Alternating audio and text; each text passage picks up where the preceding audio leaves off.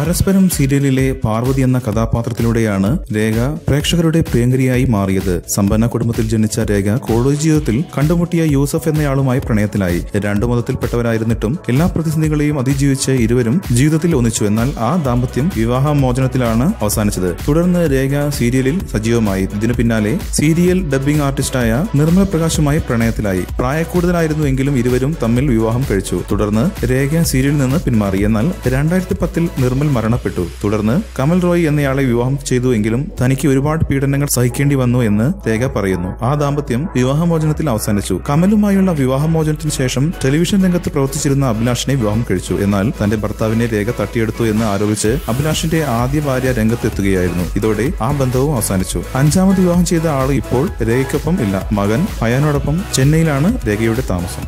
കൂടുതൽ സിനിമാ വാർത്തകൾക്കും വിശേഷങ്ങൾക്കും ഇപ്പോൾ തന്നെ സബ്സ്ക്രൈബ് ചെയ്യൂ മലയാളം ക്രിയേഷൻസ്.